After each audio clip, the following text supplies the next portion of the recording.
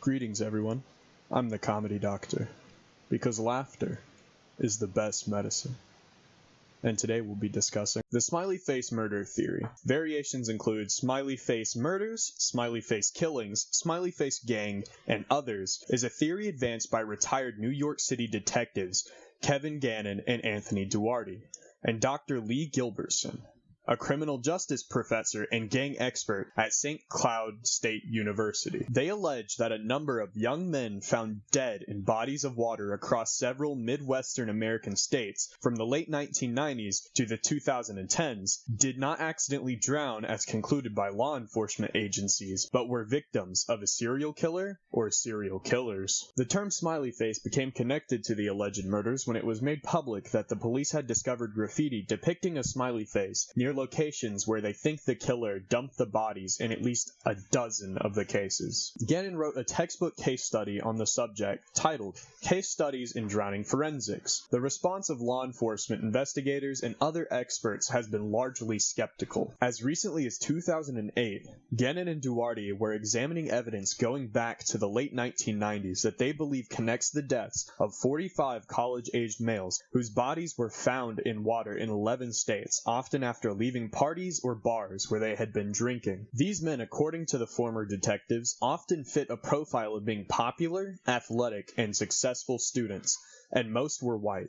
These killings are theorized to be envy kills. Gannon and Duarte have theorized that the young men were all murdered either by an individual or by an organized group of killers. The term smiley face became connected to the alleged murders when it was made public that Gannon and Duarte had discovered graffiti depicting the smiley face near locations where they think the killer had dumped the bodies in at least a dozen of the cases. Other police forces that have investigated the deaths dispute the conclusion that the cases are linked. Police departments that are involved do not currently view the deaths associated with the smiley faces present at the scenes as serial killer activity. The La Crosse, Wisconsin Police Department, which was in charge of 8 of the investigations, concluded that the deaths were accidental drownings of inebriated men, and states that no smiley face symbols were found in connection with any of the cases. The Center for Homicide Research published a research brief that also attempted to scientifically refute the theory. In March of 2009, Lee Gilbertson, a criminal justice faculty member at St. Cloud State University, voiced his support for the theory in an episode of Larry King Live, in which the alleged murders were discussed. Criminal profiler Pat Brown calls the serial killer theory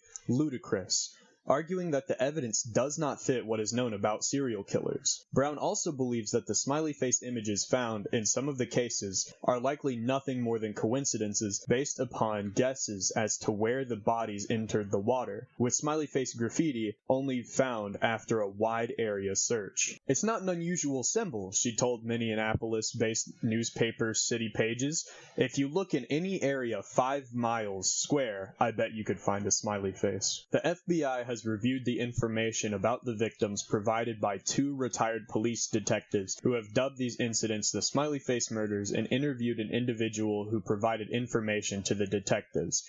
To date, we have not developed any evidence to support links between these tragic deaths or any evidence substantiating the theory that these deaths are work of a serial killer or serial killers. The vast majority of these instances appear to be alcohol-related drownings. Ruben Rosario of the St. Paul Pioneer Press has questioned Gannon's motives, stating that Gannon has failed to provide any factual evidence that the group of killers exist, and that others, such as reporter Christy Piel, the original reporter of Gannon and Duarte's theory, and some of the parents of the young men who were first encouraged by Gannon, now wonder if he's actually hurting the grieving families. One of the parents, Bill Shostak, and Rosario even speculate that Gannon is seeking money or notoriety. Another parent, Kathy Gebb, is working with Piel and others, but their main goal is to convince police to take a second look at the cases of alcohol-related drownings. If the idea of a smiley face killer and or gang of killers interests you, there was a movie that slipped under the radar loosely based on this theory called Smiley Face Killers. I have no idea whether to recommend this movie or not. I have not seen it. If you think that this movie was good or bad, leave a comment below to let me know. And who knows?